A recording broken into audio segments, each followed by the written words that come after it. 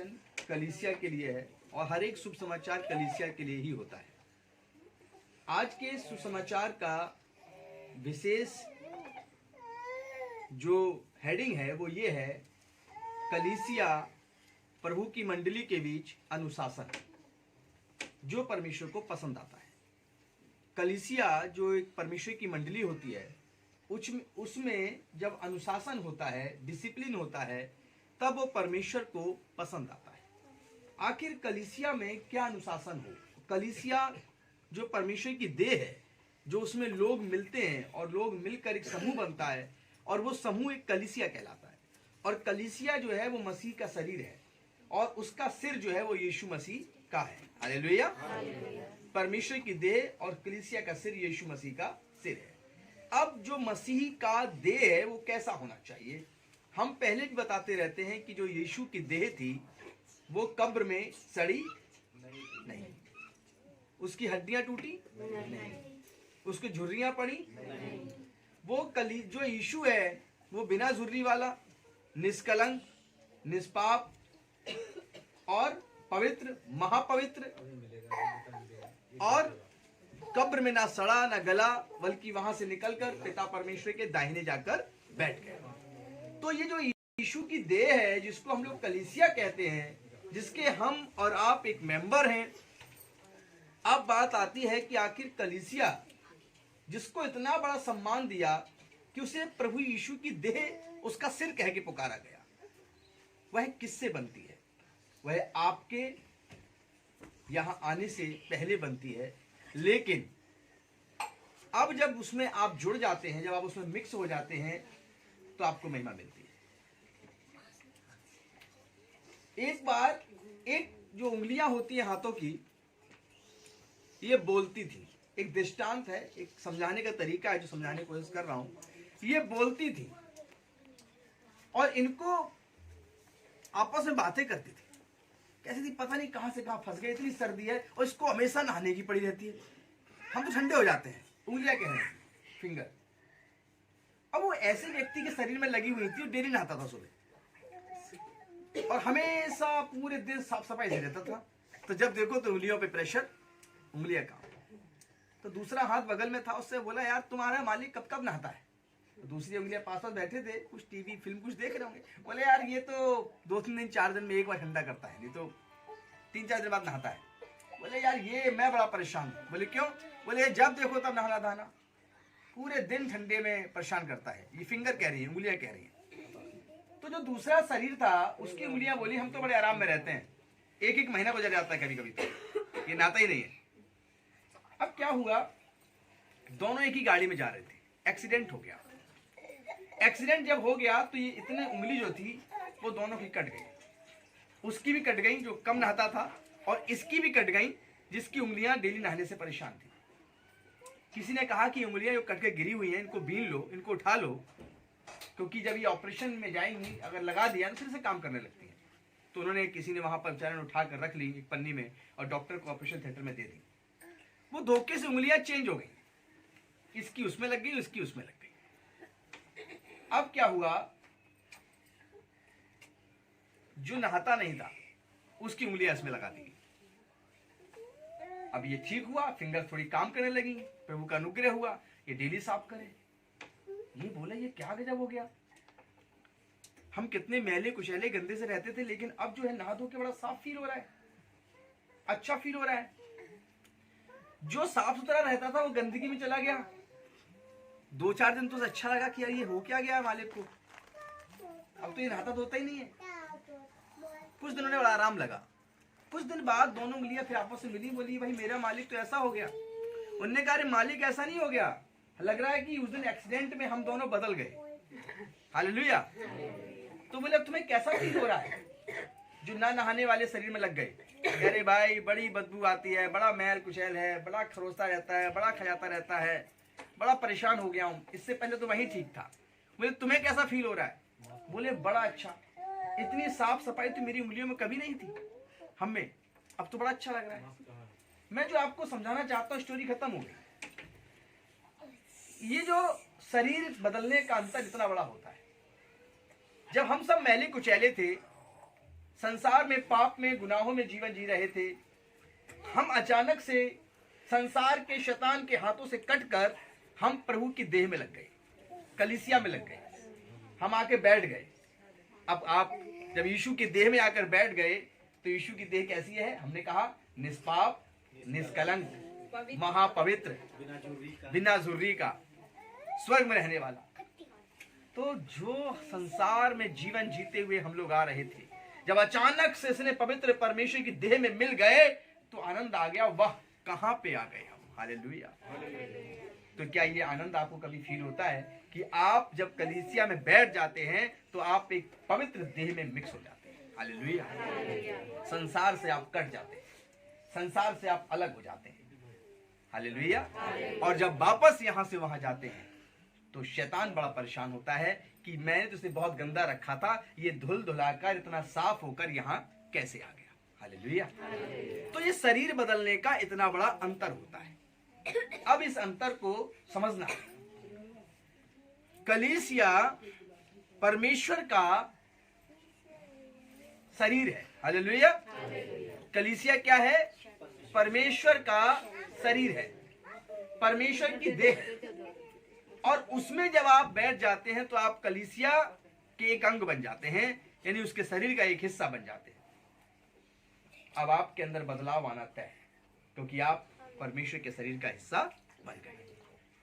अब परमेश्वर के शरीर में जोड़ दिए गए हैं तो चलेगी किसकी? क्योंकि कलीसिया का सिर कौन है?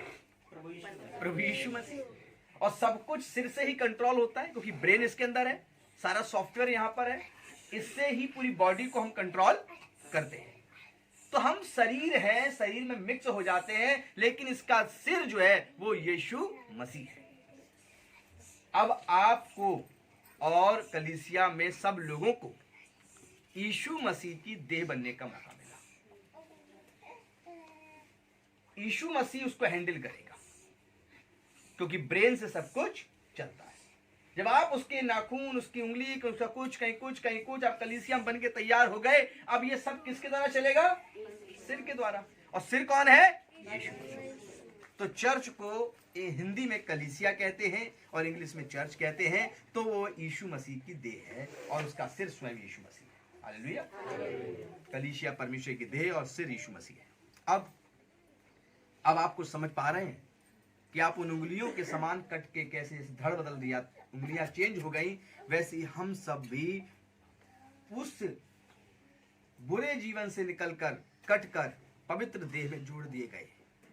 जब पवित्र देह में जोड़ दिए गए हैं तो अब इस पे अनुशासन किसका होना चाहिए? डिसिप्लिन किसका होना चाहिए? प्रभु यीशु का। अब क्या करना है आपको, ये तय वो दुष्ट नहीं करेगा जिसके हाथ से हम काट कर लगाए गए हैं। अब तय यीशु मसीह करेगा, जिसके सिर जिसको कहते हैं उसके द्वारा तय होगा कि हमें कैसे जीवन जीना चाहिए। हालेलुया। तो आज का सुसमाचार है, कलीसिया मंडली में अनुशासन का महत्व क्या है। हालेलुया। यदि कलीसिया के लोग अनुशासन में नहीं रहते तो परमेश्वर अपनी संतान को सुधारने के लिए उन्हें ताड़ना देता है। हालेलुया। जैसे कि वो गंदी उंगलियां जब अच्छे शरीर में जुड़ गई तो क्या होने लगा? वो अच्छा दिमाग था तो डेली धोता था, कुछ दिन तो उन्हें बुरा लगा कि यार मुझे धोए डाला है। हालेलुया। उसके उन्हें अच्छा फील होने लगा। तो इसी प्रकार से समझना है, यदि कलीसिया के लोग अनुशासन में नहीं रहते तो परमेश्वर की संतान को सुधारने का परमेश्वर प्रयोग करता है ताड़ना देकर। हालेलुया। जिस प्रकार हमारे माता पिता जब हम बिगड़ रहे होते हैं तो हमें ताड़ना दिया करते हैं, वैसे ही परमेश्वर भी अपनी कलीसिया को सुधारने के लिए कलीसिया में आए हुए बच्चों को ताड़ना दिया करता है। हालेलुया। वह हमें सुधारने के लिए दंडित करता है, ना कि हमें नाश करने के लिए। और यदि आप कलीसिया में जुड़ चुके हैं तो अब आपका सुधरना ही सुधरना होगा, क्योंकि परमेश्वर की देह पवित्र, सुधरी हुई और स्वर्ग में बैठी हुई है। तो अब ये तो हो ही नहीं सकता कि मैं आपको मक्खन लगाकर वचन को परोस दूं। और ये कभी नहीं हो सकता कि चाशनी में लपेट के मैं आपको बढ़िया बढ़िया डिशेस खिलाऊं और कहूं कि देखो मीठी मीठी बातें करो जिससे कि भीड़ बढ़े। परमेश्वर ने साफ साफ कहा कि कलीसिया में अनुशासन होना चाहिए और उसका महत्व इसलिए बढ़ जाता है तब जब कलीसिया के लोग सुधरते हैं। तो अब हम लोग देखते हैं व्यवस्था विवरण 8 अध्याय उसकी 5 और 6 आयत को। व्यवस्था विवरण 8 अध्याय 5 और 6 आयत को हम लोग देखते हैं कि हमें सुधारने के लिए वह दंडित करता है ताकि हम परमेश्वर की देह में जब मिक्स हो जाएं तो हम उसकी देह से मैच खाएं। पढ़िए व्यवस्था विवरण 8 अध्याय 5 और 6 आयत। फिर अपने मन में यह विचार तो कर कि जैसा कोई अपने बेटे को ताड़ना देता है वैसे ही तेरा परमेश्वर यहोवा तुझको लिखा है जैसे। फिर अपने मन में यह विचार तो कर कि पहले अपने मन में यह विचार तो कर कि जैसा कोई अपने बेटे को ताड़ना देता है जैसे माता पिता अपने बच्चे को ताड़ना देते हैं वैसे ही तेरा परमेश्वर यहोवा वैसे ही मेरा परमेश्वर यहोवा भी तुझको ताड़ना देता है। हालेलुया। जब आप और हम जब दुनिया के उन पापों से निकल कर आए तो प्रभु यीशु मसीह ने अपने खरे और पवित्र वचन के द्वारा हमें सुधार दिया। हालेलुया।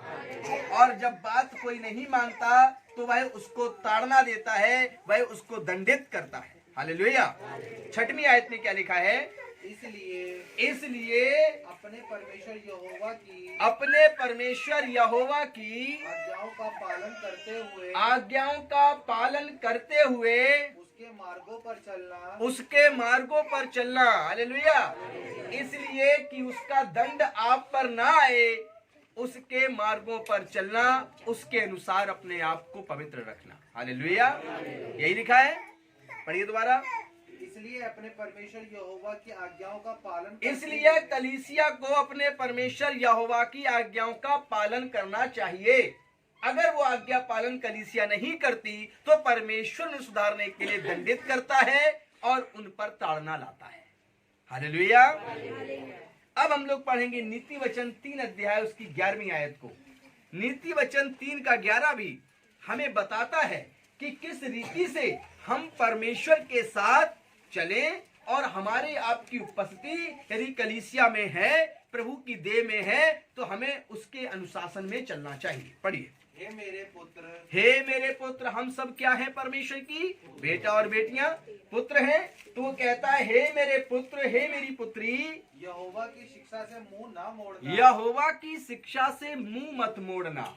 अब कलीसिया में आ रहे हैं, प्रचारक ने प्रचार किया, पास्टर ने बोला परमेश्वर महिमा के योग्य है, सबको अच्छा लगा। लेकिन जब परमेश्वर ने कहा मेरी शिक्षा यह है कि पाप मत करो, मेरी शिक्षा यह है कि पापियों के डगर में कदम भी मत रखो, मेरी शिक्षा यह है कि मुंह से गाली मत दो, मेरी शिक्षा यह है कि विवादी मत बनो, मेरी शिक्षा यह है कि बुराई के बदले बुराई मत करो, तो अब इसके विपरीत जो चलता है, जो परमेश्वर आज्ञा देता है, उसके अलावा जो जीवन जिया जाता है, उसी के द्वारा ताड़ना आती है। इसीलिए परमेश्वर साफ साफ कहता है ये कलीसिया के विश्वासियों के बीच अनुशासन होना चाहिए कि परमेश्वर क्या कहता है। परमेश्वर ने पहली आज्ञा क्या दी? तू मुझे छोड़ दूसरों को ईश्वर करके ना मानना। 3 साल हो गए, 4 साल हो गए, 5 साल हो गए, ना बैप्टिज्म, ना घर के अंदर मूर्तियों को खंडित करना। प्रभु कहता है फिर भी तेरी मन्नत को मैं पूरी करूं। तू मुझे जान गया है नीचे से ऊपर तक कि मैं कितना महान हूं। मैं एक ही सृष्टि करता हूं जिसने सारे जगत को रचा। ये सबको पता है कि नहीं कलीसिया को कि एक ही सृष्टि करता है? कितने लोग पता है? हाथ खड़ा करें। शॉल में से निकाल के, जैकेट में से निकाल के।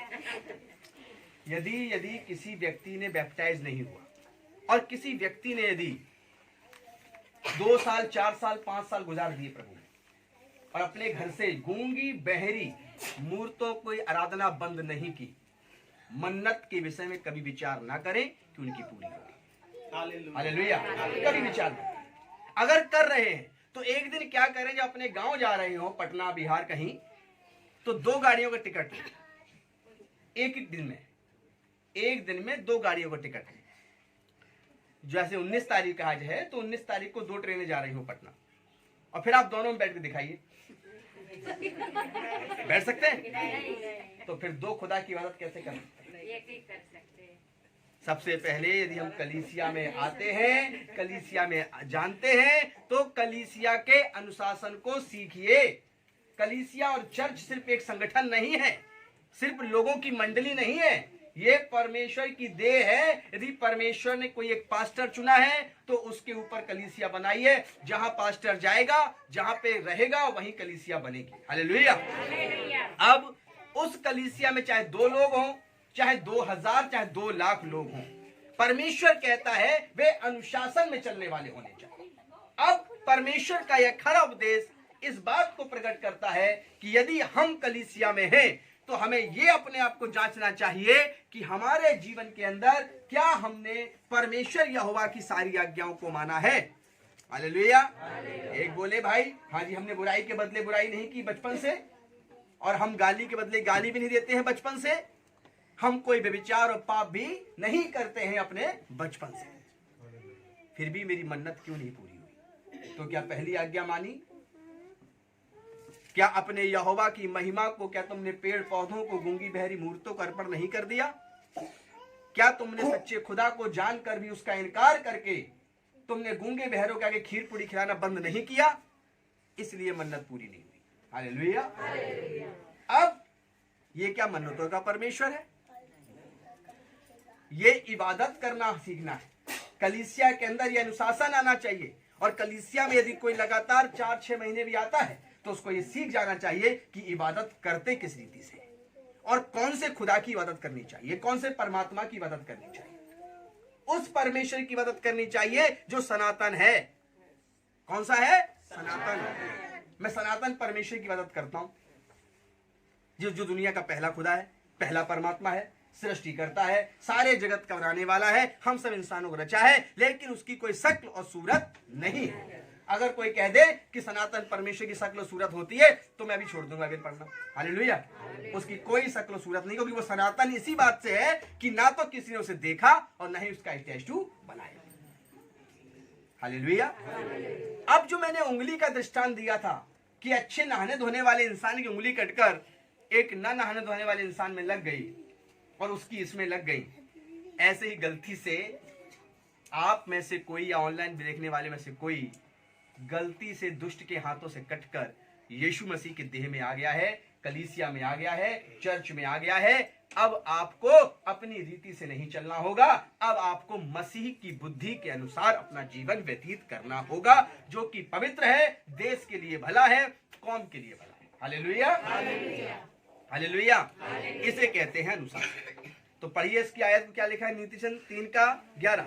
हे मेरे पुत्र, हे मेरे पुत्र, यहोवा की शिक्षा से मुंह ना मोड़ना, यहोवा की शिक्षा से मुंह मत मोड़ना, और जब वह तुझे डांटे, और जब परमेश्वर तुझे डांटे तब तू बुरा ना मानना। जाओ, हम नहीं जा रहे इस चर्च में।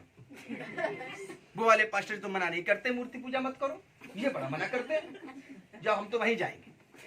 जाओ, ये पास्टर जी तो कुछ नहीं कहते हैं, ये पास्टर जी बड़ा डांटते हैं, ये बड़ा समझाते हैं, ये बात बात पे कहते हैं टाइम से चर्च आओ, टाइम से चर्च आओ। हम नहीं आते, हमारे घर में भी तो काम है। हालेलुया। ये कहते हैं ऐसा करो, कैसे करते? मतलब कहने का है, बाइबल का जब वचन सुनाया जाता है तो हो सकता है आप में से किसी को लगे कि ये मुझे डांटा जा रहा है, और यदि ऐसा लगता है तो नीति वचन 3:11 ध्यान से समझिए। कलीसिया में अनुशासन इन्हीं बातों से आता है। क्या है? हे मेरे पुत्र, हे मेरे पुत्र, यहोवा की शिक्षा से मुंह ना मोड़ना, हे मेरे पुत्र, हे मेरी पुत्री, यहोवा के शिक्षा से मुंह मत मोड़ना, और जब वह तुझे डांटे, और जब वचन से वह तुझे डांटे तब तू बुरा ना मानना, तब तू बुरा मत मानना। Hallelujah, hallelujah. बेचारी उंगली थी, लगी थी ना नहाने वाले इंसान में, कभी कभी परेशान भी होती थी, लेकिन हट ही नहीं सकती थी। वो धन्यवाद करो एक्सीडेंट का कि अचानक से हो गया, चेंज हो गया मामला। हालेलुया। तो वो एक्सीडेंट आपके जीवन में भी हुआ होगा कि अचानक से कटकर आप फटाक से शैतान के हाथों से निकलकर मसीह की उंगलियां बन गई। हालेलुया। अब आपको लगता है कि यार वाह, क्या आनंद का जीवन, क्या मसीह की महिमा का जीवन है। अब यहां पर रहकर भी ये मत सोचना कि ठीक है, जब ये धोएगा तो मैं ऐसे हो जाऊंगी। कैसे हो सकते हो? हालेलुया। हो ही नहीं सकते, क्योंकि यहां से कंट्रोल चल रहा है, बुद्धि से। और बुद्धि किसकी है? यीशु मसीह की। हालेलुया। क्योंकि सिर कौन है? यीशु मसीह। चलना कैसे पड़ेगा? यीशु के अनुसार, क्योंकि हम उसकी देह। अब आपकी देह है, आपका मन या खुजलाए तो आकाश जी मना करेंगे? आपकी देह आपके अनुसार चलेगी। हालेलुया। ऐसे तो कोई कहे ऐसे खाना खाओ, अभी देह तो आपकी है, जैसे ज्यादा डालो वैसी बनेगी। इसका मतलब है कि हम यीशु मसीह की देह हैं। कौन है? कलीसिया। कितना बड़ा आदर है, जरा कहते हुए आपके रोम रोम खड़े हो जाने चाहिए कि हम यीशु की देह में शामिल हो गए और यीशु मसीह देह का सिर है। अब हमारा जीवन हमारे हाथों में नहीं रहा, यीशु के देह के अनुसार रहा। हालेलुया। कोई कहे तुमने ये क्या कर दिया घर में, ये सब हटा दिए, कहते क्या करें, बुद्धि जो करती वही तो करेंगे। अब बुद्धि हमारे हाथ में नहीं, हमारी बुद्धि हमारे मसीह के हाथों में है, क्योंकि वो हमारा सिर है। हालेलुया।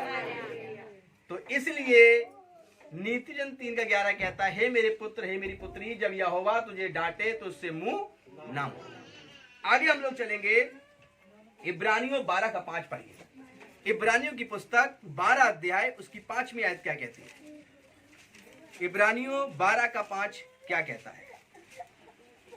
और तुम इस उपदेश को जो तुमको पुत्रों के समान दिया जाता है, आपको बेटे बेटियों के समान यह सिखाया जा रहा है और ये उपदेश दिया जा रहा है, भूल गए हो। क्या तुम इसको भूल गए हो?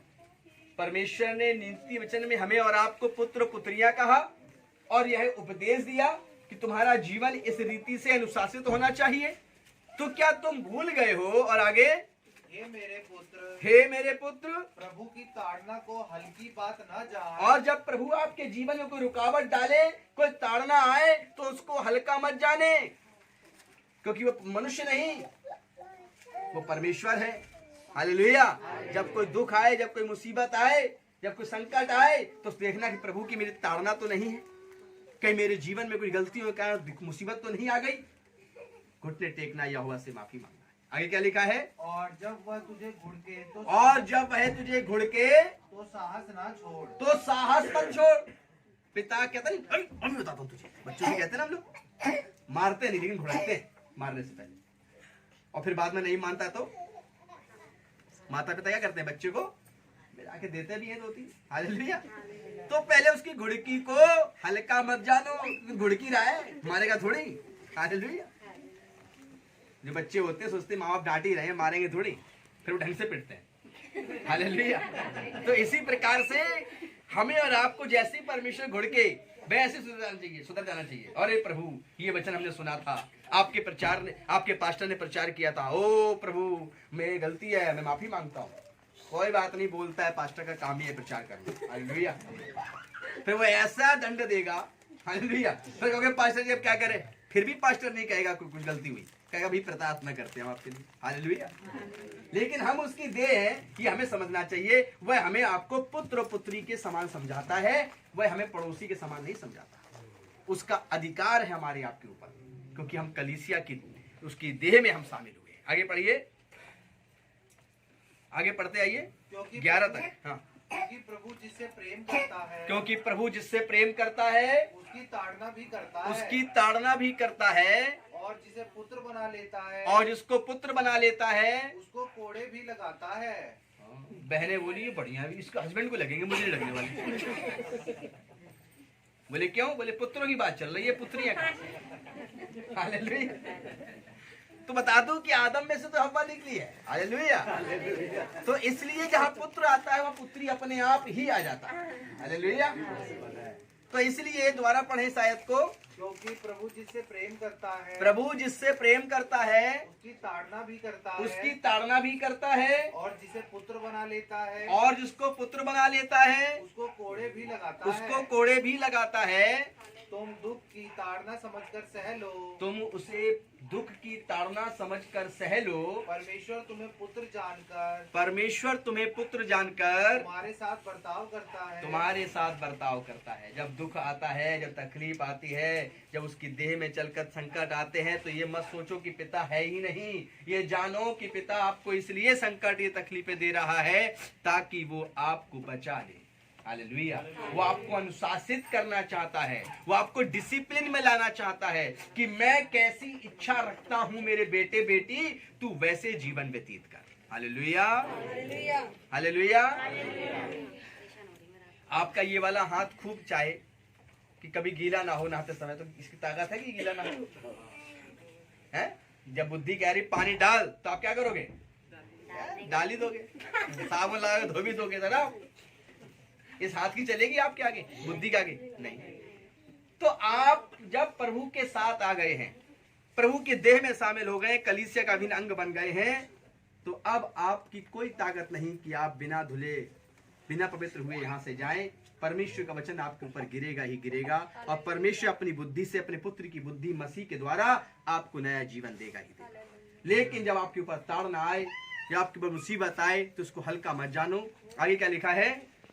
वह कौन सा पुत्र है, वह कौन सा बेटा है जिसकी ताड़ना पिता नहीं करता। जिसकी ताड़ना पिता नहीं करता? कोई ऐसा बेटा पैदा हुआ जिसकी ताड़ना पिता ने ना की हो बचपन में?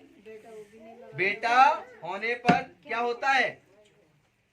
उसकी ताड़ना होती है कि वो सही चाल चलन चले, अच्छा जीवन जिए। आगे क्या लिखा है? यदि वह ताड़ना जिसके भागी सब होते हैं तुम्हारी नहीं हुई, तो तुम पुत्र नहीं। हालेलुया। हाँ, आगे पढ़िए।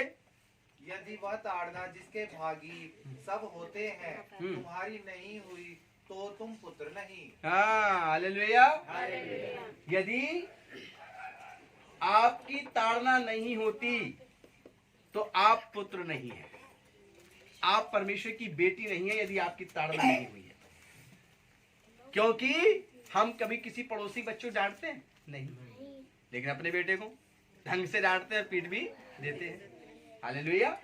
क्यों? क्योंकि हमारा उस पर अधिकार है। परमेश्वर कहता है, वचन कहता है, यदि आपके ऊपर ताड़ना नहीं आई तो आप उसके बेटे बेटियां भी नहीं।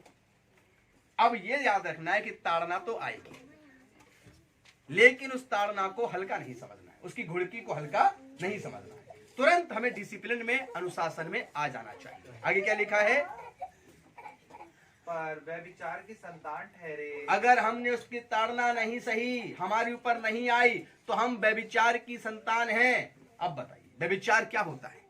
बहुत बड़ा शब्द है ये। तो हम व्यभिचार की संतान हैं। इन बातों पर लड़ाइयां हो जाती हैं, लटक जाते हैं अगर कोई बोल दे आपके घर में तो। हालेलुया। वचन कहता है अगर हमने उसकी ताड़ना नहीं सही तो हम व्यभिचार की संतान हैं। कैसे? जैसे मैंने कहा, कलीसिया में आए, धन्यवाद यीशु किया, कई वर्ष हो गए, लेकिन उसके बाद भी घर में हमने यीशु मसीह की मूर्ति रखी हुई है, हम उसके आगे कैंडल जलाते हैं, यीशु मसीह को खाना खिलाते हैं, तो हम व्यभिचार करते हैं, क्योंकि मूर्ति पूजा करना एक गुनाह है। अब वो चाहे किसी की भी हो। हालेलुया। जब हम परमेश्वर को महिमा छोड़कर मूर्तियों को देते हैं तो हम व्यभिचार की संतान हैं, यानी कि हमारा एक जीवन व्यभिचार में है और एक जीवन परमेश्वर में है। हम डिसिप्लिन में नहीं चल रहे हैं, कलीसिया के अनुशासन में जीवन नहीं जी रहे हैं। हम अपनी बुद्धि से समाज की दुनिया में देख रहे हैं कि यहाँ ऐसे चलना चाहिए, ये विचार अच्छा है, सबको मानो, सबका भला करो। सबका भला हुआ कभी? 9-10 साल में तो नहीं हुआ। Hallelujah, hallelujah. तो इसी प्रकार से परमेश्वर कहता है जिनका भला करना चाहिए उनका तू भला कर, विशेष करके मसीह भाइयों का भी। हालेलुया। तो इस प्रकार से यदि आप परमेश्वर की संतान हैं तो सबसे पहले तो आपके जीवन के अंदर ये आज्ञाएं अपने आप से माननी आनी चाहिए, चाहे बपतिस्मा हुआ हो या ना हुआ हो। हालेलुया। और व्यभिचार की संतान का मतलब है जिसके 2 पिता हो, 2 बाप का बच्चा हो, तो उसे कहते हैं व्यभिचार। उसकी मां ने व्यभिचार किया। यहां पर साफ साफ लिखा है। क्या लिखा है आखिरी लाइन? वही पढ़िए जहां पढ़ना है। पर व्यभिचार की संतान ठहरे। अगर ताड़ना नहीं हुई तो व्यभिचार की संतान ठहरे। ताड़ना किसकी होती है? जो बेटा बेटी बन जाता है, पुत्र पुत्री बन जाता है। परमेश्वर के पुत्र और पुत्री बनेंगे तो आपके ऊपर क्या आएगी? ताड़ना। परमेश्वर डांटेगा, ऐसे करो, नहीं सुधरोगे तो कैसे भी करके पिटाई लगा सकता है। व्यापार से, नौकरी से, बीमारी से, रोगों से, कलेशों से, बहुत सारे तरीके हैं उसके पास। हालेलुया। अब आपकी ताड़ना नहीं होगी, तब नहीं होगी जब आप यहाँ का वचन सुनेंगे और यहाँ से निकाल देंगे और घर पे जाके अपनी मर्जी से जीवन जिएंगे तो आपको लगेगा नहीं कोई ताड़ना हो रही है। हालेलुया। व्यभिचार की संतान ठहरोगे। लेकिन जब आपको पक्का यकीन हो जाए कि मेरा पिता तो सिर्फ मसीह है, वो सनातन परमेश्वर है, उस सृष्टिकर्ता ने मुझे रचा है, अपने पास बुलाया है, कलीसिया मुझे दी है, संसार के गंदे हाथों से निकालकर अच्छे हाथों का अंग बना दिया है, अब मुझे इसी के अनुसार जीवन जीना है, इन्हीं की सुननी है, चाहे कोई रूठे तो रूठ जाए, बस मेरा मसीह नहीं रूठना चाहिए। तब आपके जीवन में ताड़ना आती है, तब आपके जीवन में संकट आएंगे। हालेलुया। और जब आपके जीवन में संकट आ जाए तो इसे हल्का मत जानो, उसका लिए क्या करो?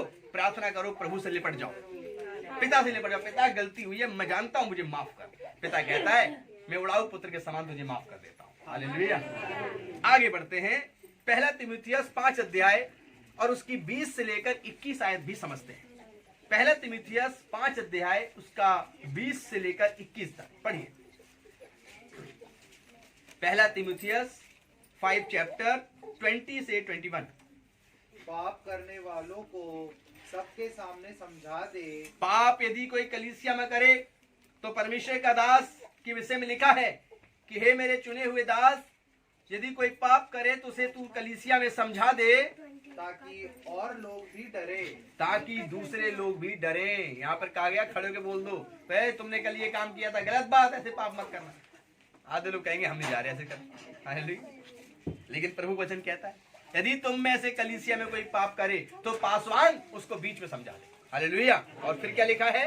ताकि और लोग भी डरे, ताकि और लोग भी परमेश्वर से डरें। और फिर लिखा है 6वीं आयत में, सॉरी 21 आयत में, परमेश्वर और मसीह यीशु को चुने हुए स्वर्गदूतों को उपस्थित जानकर, परमेश्वर के चुने हुए और स्वर्गदूतों को उपस्थित जानकर मैं तुझे चेतावनी देता हूँ मैं तुझे चेतावनी देता हूँ कि तू मन खोलकर इन बातों को माना कर। Praise the Lord. आधे मन से नहीं, परंतु कलीसिया के हर विश्वासी को मन खोलकर इन बातों को मानना चाहिए जो आज उनको अनुशासन के लिए सिखाई जा रही है। हालेलुया।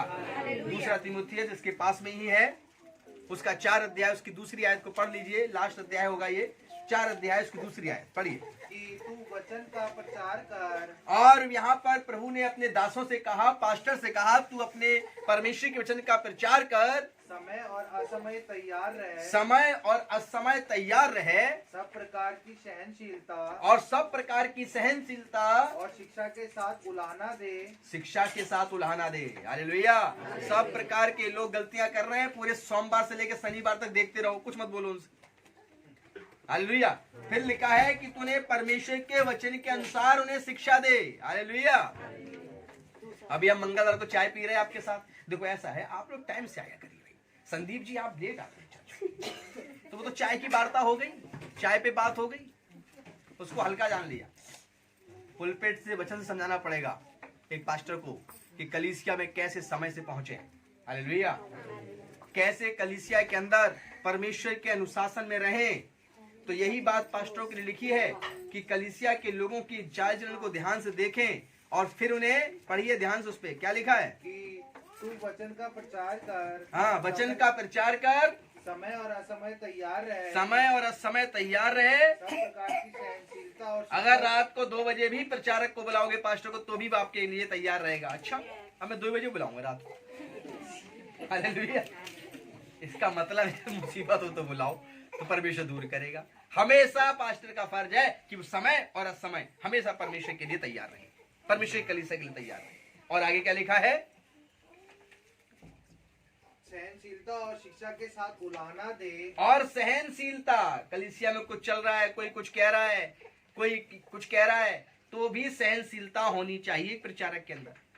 और सहनशीलता के साथ उलाहना दे और परमेश्वर की शिक्षा के साथ उनको उल्हाना दे और डांट और समझा। और कलीसिया के मेंबरों को डांट और उनको समझा। हालेलुया। हालेलुया। यह सब बातें कलीसिया के अनुशासन में आती हैं, जिस प्रकार से परमेश्वर की देह बनती है। अब पास्टर ने किसी को डांट दिया, बोले हम नहीं जाएंगे। बोले क्या डांटता है पास्टर? तो हम किसी सुनने आए, हम किसी गुलाम है? बिल्कुल, हम कलीसिया में जब हैं तो परमेश्वर के दास हैं। क्या कहते हैं हम? दास। दास का मतलब क्या है? हुक्म मानने वाला। परमेश्वर जो हुक्म देता है हम उसको पूरी करते हैं। रात को 3 बजे उठना अच्छा लगता है आपको? किसी को बहुत कम अच्छा लगता हो, रजाई में अच्छी नहीं आती, लेकिन परमेश्वर कहता है अगर तू मेरी इबादत कर तो ऐसे समय में करना पड़ेगा। इसका अर्थ है कि सहनशीलता के साथ एक प्रचारक को अपनी कलीसिया के अंदर अपने मेंबर्स जो प्रभु यीशु की देह में शामिल हुए हैं उनको डांट और परमेश्वर के वचन के अनुसार उन्हें सिखा और समझा। हालेलुया। अब जो परमेश्वर के होंगे, जो परमेश्वर की बुद्धि चलते होंगे, वे उसकी शिक्षा पे चलेंगे, और जो अपने आप को अलग कर लेंगे वे व्यभिचारिणी की संतान कहलाएंगे। हालेलुया। अब हम लोग देखते हैं, जब तक कलीसिया यानी कि परमेश्वर की मंडली अपने सिखाने वालों की बातों पर ध्यान नहीं देती और उसकी अधीनता स्वीकार नहीं करती और पलटकर अपने सिखाने वाले की जवाबदेही करती है, तो वह कलीसिया अनुशासन के विपरीत है। हालेलुया। जब तक कलीसिया यानी परमेश्वर की मंडली अपने सिखाने वाले यानी वो पास्टर जो ठहराया गया है कलीसिया में, उसकी अधीनता स्वीकार नहीं करती और उसको जवाबदेही करती है, उसको पलट कर जवाब देती है, तो वह कलीसिया या ऐसा व्यक्ति उसमें जो है वो परमेश्वर के अनुशासन में नहीं है। आइए हम लोग इस चीज को देखें। तीतुस की पत्री 1 अध्याय उसकी 16वीं आयत। तीतुस की पत्री 1 अध्याय उसकी 16वीं आयत कि किस प्रकार से कलीसिया को परमेश्वर की अधीनता और परमेश्वर ने जो दास ठहराया है, जो वहां पास्टर नियुक्त किया है कलीसिया में, उसकी भी अधीनता में रहना चाहिए। पढ़िए।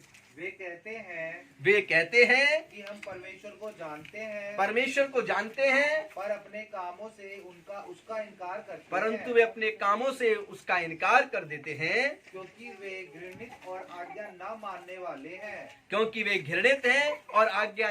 वाले हैं। हालेलुया। यानी कि परमेश्वर की कलीसिया में जब हम लोग सम्मिलित होते हैं तो परमेश्वर का वचन कहता है कि हमें परमेश्वर की आज्ञाओं को सीखना चाहिए, और जो परमेश्वर ने एक प्रचारक ठहराया है हमें परमेश्वर की अधीनता और उसकी अधीनता में रहना चाहिए। हालेलुया। अब इसको पढ़िए थोड़ा, इसको आगे तक थोड़ा। और किसी अच्छे काम के योग्य नहीं। हाँ, और हम किसी अच्छे काम के योग्य नहीं ठहरते यदि हम उसकी अधीनता में जीवन व्यतीत नहीं करते हैं।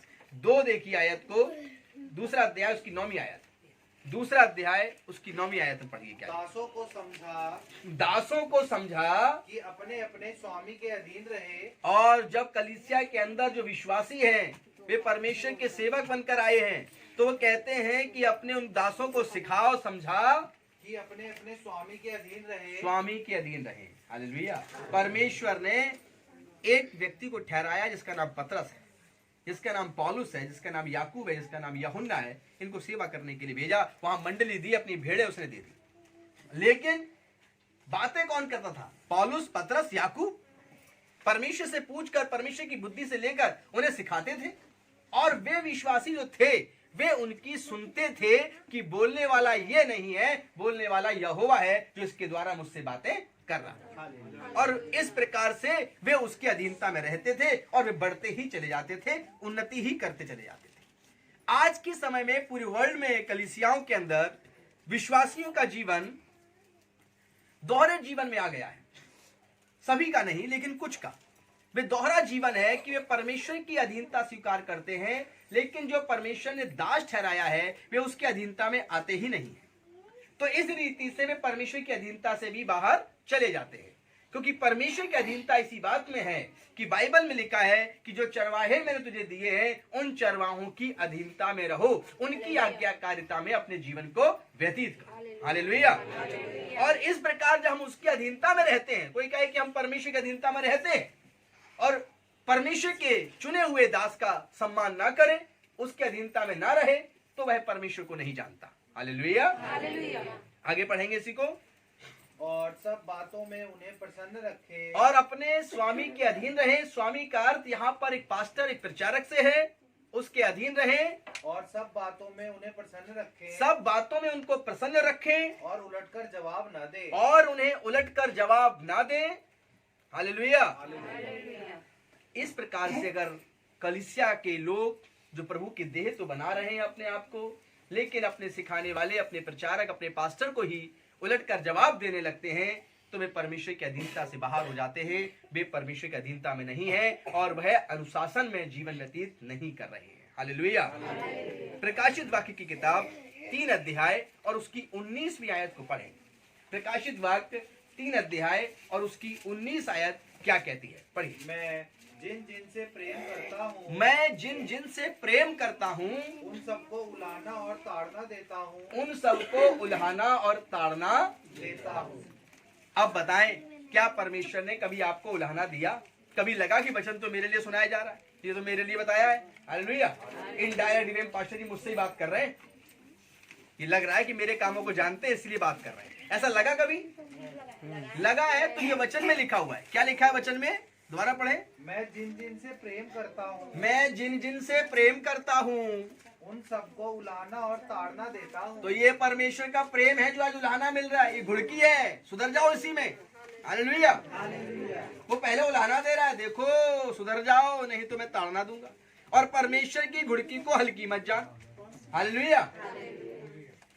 अब ये मैंने पहले ही समझा दिया है प्रचार में घुड़की क्या होती है। माता पिता डांटने और पीटने से पहले डांटते हैं, मारने की धमकी देते हैं, और जब फिर भी नहीं मानता तो फिर वो मारते हैं। आगे पढ़िए बेटा इसी को। इसलिए सरगर्म हो और मन फिरा। इसीलिए सरगर्म हो, ठंडे मत पड़ जाओ। कुछ भी कह रहे हैं, कोई फर्क नहीं पड़ता। लोहार कभी ठंडे लोहे पर क्या कोई औजार बना सकता है? नहीं। ठंडा लोहा हो, खूब पीटे कुछ बनेगा? सरगर्म हो, अपने अंदर गर्मी लाओ।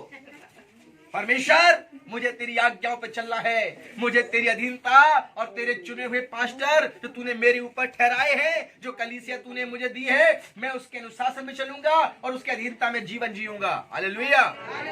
जब इस रीति से आप सरगर्म हो जाते हैं और आज्ञा मानने के लिए गर्मी लाते हैं अपने अंदर, तो क्या लिखा है?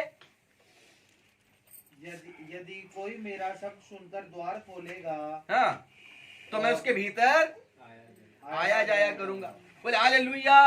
बोले परमेश्वर मेरे अंदर आ रहा और जा रहा है, लेकिन आज्ञा नहीं मानते, अधीनता में रहते नहीं। हालेलुया। बड़े बड़े सेमिनारी जब होते हैं, बड़े बड़े सेमिनार होते हैं, तो बड़ा देखने लायक होता है। किसी किसी पवित्र आत्मा छू रही होती है और किसी किसी पे नहीं छू रही होती है। दोनों ही को एक प्रचारक जिसे पवित्र आत्मा मिली होती है, वो जांच लेता है और जान जाता है किसको छू रही है और किसको नहीं छू रही है। लेकिन दोनों की एक्टिविटीज एक ही जैसी होती है। अब उसमें समझना होता है किसको छू रही, किसको नहीं छू रही। मेरे ही एक ऐसे मित्र थे, जब मैं आपके समान बैठता था तो वो बड़ा हिल रहे थे। तो मैं जब बाहर निकला, मुझे बड़ा अच्छा लगा कि आज प्रभु ने इनको छुआ। मैंने पूछा, अच्छा आज कैसा महसूस हुआ, क्या देखा? कह रहे देखो बहुत अच्छा लगा, ऐसा लगा, ऐसा लगा। नहीं, प्रभु जब छू रहे तो हालेलुया वैसे कर रहे तो क्या सा मतलब प्रभु ने आपको छुआ? सच पाना तो बाइबल सामने है, सच बोलते हैं। बोल देखो मैं छू नहीं जाता। मेरे पास्टर से डांटा था ना, तो मैंने कहा मैं जोर जोर से चिल्लाऊंगा, दिखाऊंगा पवित्र आत्मा मेरे साथ है।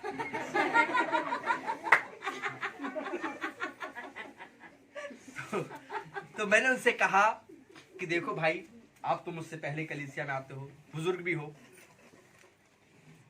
पवित्र आत्मा के विषय में झूठ मत बोलो, क्योंकि जो मसीह का इनकार करेगा वो माफ किया जाएगा, जो मसीह के विषय में बोलेगा वो भी क्षमा हो जाएगा। लेकिन जो मनुष्य पवित्र आत्मा का नाम लेके झूठ बोलेगा, उसको स्वर्ग में कोई जगह नहीं, उसका नाम कट हो जाएगा। इसलिए मेरे भाई, आप तो बुजुर्ग हो, मैं तो नया शिष्य हूं अभी प्रभु का, ऐसा मत कहा करो। तो उदास हो गए, बोले नहीं नहीं, अरे तुम हमें सिखाओगे बाइबल। हालेलुया। तो आज सीखते हैं, वो जहां भी होंगे खुदा ने बता दिया कि हम सिखा सकते हैं। हालेलुया। तो इसीलिए सरगर्म तो होना है और गर्मी अंदर लानी है, वचन को मानने के लिए, आज्ञाकारिता में चलने के लिए और उसकी महिमा पाने के लिए। हालेलुया। प्रकाशित वाक्य 3:19 और भजन संहिता 94, इसके साथ ही पढ़िए। भजन संहिता 94 का 12 से 13 तक, 12 से 13 आयत, इन दोनों आयतों को ध्यान से समझिए। और अब आप समझ जाएंगे कि जब तक कलीसिया अपने सिखाने वाले की बातों पर ध्यान नहीं देती तो वह उसकी अधीनता स्वीकार नहीं करती, और फिर परमेश्वर इस बात से भी नाराज होकर ऐसे विश्वासियों पर दंड लाता है और उनको ताड़ना भी देता है। पढ़िए। क्या ही धन्य है वह पुरुष जिसको तू ताड़ना देता है। धन्य है वह मनुष्य जिसको परमेश्वर के द्वारा खरा वचन मिलता है और वचन के द्वारा उसे ताड़ना मिलती है। आगे पढ़िए। और अपनी व्यवस्था सिखाता है। और परमेश्वर ताड़ना देकर अपनी व्यवस्था उनको सिखाता है, क्योंकि तू उसको विपत्ति के दिनों में उस समय तक चैन देता रहता है। हालेलुया। क्योंकि जब विपत्ति आती है उस विश्वासी पर जो अधीनता रहता है परमेश्वर के अधीन, अपने